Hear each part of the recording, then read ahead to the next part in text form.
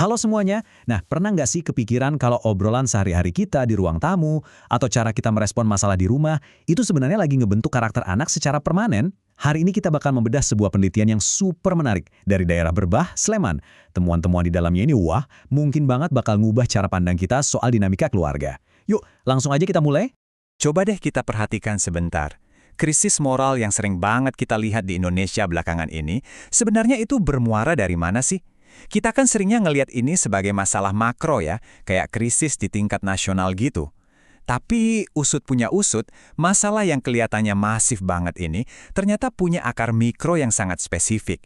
Dan akar itu tumbuhnya justru di tempat yang paling dekat sama kita, di dalam rumah. Kita tiap hari disuguhi berita soal korupsi, lemahnya kedisiplinan, tindak kekerasan, sampai toleransi yang makin menipis. Ini semua tuh wujud nyata dari degradasi moral yang dicatat dalam literatur penelitian. Dan tahu nggak apa respon otomatis kita biasanya? Menunjuk sekolah sebagai pihak yang gagal mendidik. Padahal kalau kita mau jujur, sumber utama dari masalah-masalah perilaku ini sebenarnya bukan bermula dari ruang kelas loh. Ada satu kutipan yang kena banget nih dari Thomas Lickona. Dia bilang, keluarga adalah sekolah kebajikan yang pertama. Keluarga itu meletakkan landasan moral di mana semua institusi sosial lainnya dibangun. Jadi simpelnya gini, jauh sebelum seorang anak itu belajar matematika atau sejarah di sekolah, mereka tuh udah belajar duluan soal empati, komitmen, dan rasa tanggung jawab dari dalam rumah. Keluarga itu benar-benar fondasi absolutnya. Nah, kita nggak cuma mau ngomongin teori kosong di sini. Biar lebih valid, kita akan berpijak pada data nyata dari lapangan. Sumber utama yang kita bedah hari ini adalah studi luar biasa dari Vita Sukiani dan Zamroni yang dipublikasikan di Sosia, Jurnal Ilmu-Ilmu Sosial. Mereka ini benar-benar turun langsung, mengobservasi keseharian keluarga-keluarga di Berbah, Sleman, buat ngelihat langsung gimana sih karakter anak itu dibangun dan diuji hari demi hari. Oke, masuk ke bagian pertama, temuan mengejutkan pola asuh. Mari kita lihat gimana hasil perbandingan langsung antara keluarga lengkap dan keluarga single parent. Data lapangannya ternyata nunjukin kontras yang cukup bikin kita mikir nih. Anak-anak dari keluarga lengkap, mereka umumnya merasa tangki kasih sayangnya lebih penuh dan cenderung lebih penurut. Tapi sisi lainnya, mereka kadang jadi kurang mandiri. Nah, sebaliknya nih, anak-anak dari keluarga single parent justru tumbuh jadi pribadi yang mandiri banget, tangguh, dan udah biasa kerja keras sejak kecil. Tantangannya buat mereka cuma satu, mereka lebih rentan ngalamin masalah perilaku karena kadang merasa kurang dapat afeksi. Jadi dari sini kita bisa lihat ya, nggak ada struktur keluarga yang sempurna. Masing-masing bawa kekuatan dan tantangannya sendiri-sendiri.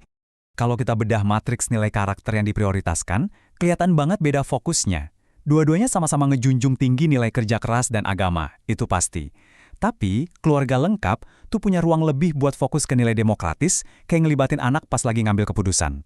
Sementara itu, keluarga single parent, karena kondisi dan tuntutan hidup yang mungkin lebih mendesak, mereka benar-benar nekenin banget yang namanya nilai kemandirian dan tanggung jawab, supaya si anak bisa cepat survive. Lanjut ke bagian kedua, kunci keberhasilan mendidik anak. Kira-kira, apa aja sih solusi praktis yang udah kebukti berhasil di lapangan? Penelitian ini ngerangkum hal-hal rumit jadi 4 kebiasaan harian yang simple banget buat kita terapkan. Pertama, harus ngasih teladan nyata. Ingat, anak itu peniru ulung. Kedua, biasakan ngasih penjelasan di balik suatu aturan, jangan cuma sekedar melarang. Ketiga, terapkan standar yang tinggi buat anak, tapi ya tetap harus realistis sesuai kemampuan mereka. Dan keempat, coba deh mulai sering libatkan anak dalam keputusan-keputusan kecil di rumah buat numbuhin rasa tanggung jawabnya. Ini ada contoh yang relatable banget. Nasihat yang nggak dibarengi sama teladan, itu sama aja kayak kita lagi nyetak anak buat jadi pembangkang. Bayangin gini, kita nyuruh anak cepetan belajar, tapi kitanya sendiri asyik nonton TV di depan mereka. Anak mungkin kelihatan nurut jalan ke kamar, tapi di dalam hati, mereka tuh ngerasa kita nggak konsisten. Hal-hal kecil kayak gini nih yang diam-diam numbuhin bibit perlawanan. Ingat ya, kata-kata mungkin terdengar, tapi teladanlah yang benar-benar menggerakkan hati. Buat Anda yang mungkin sering ngerasa khawatir, temuan yang satu ini bakal sangat melegakan. Ternyata, penentu utama suksesnya karakter anak itu bukan seberapa banyak harta kita atau seberapa tinggi gelar sekolah kita loh. Sama sekali bukan. Keberhasilan itu murni ditentukan oleh kehangatan di rumah, komunikasi yang asik, kehadiran emosional kita secara penuh, dan ini yang sering banget kita lupa, kepedulian kita untuk ngerawat diri sendiri.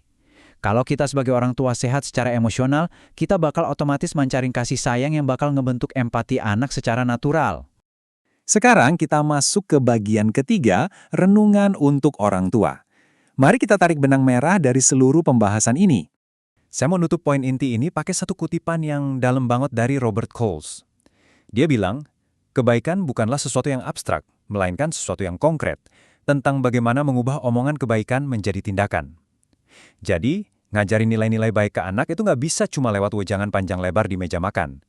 Ini benar-benar soal gimana kita nerjemahin omongan itu jadi tindakan nyata yang bisa dilihat, diraba, dan dirasakan langsung sama anak setiap harinya.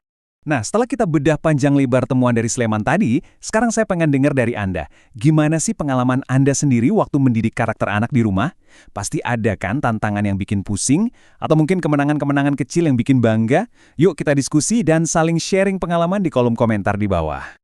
Kalau Anda ngerasa pembahasan kita kali ini ngasih insight baru, pastikan untuk subscribe channel ini ya, agar tidak ketinggalan video pembahasan menarik berikutnya. Dan satu lagi, minta tolong banget buat membagikan video ini ke teman-teman, grup keluarga, atau sesama orang tua lainnya supaya lebih banyak lagi yang bisa dapat manfaatnya. Terima kasih banyak udah ngeluangin waktu buat menyimak tayangan ini, dan sampai jumpa di pembahasan kita selanjutnya.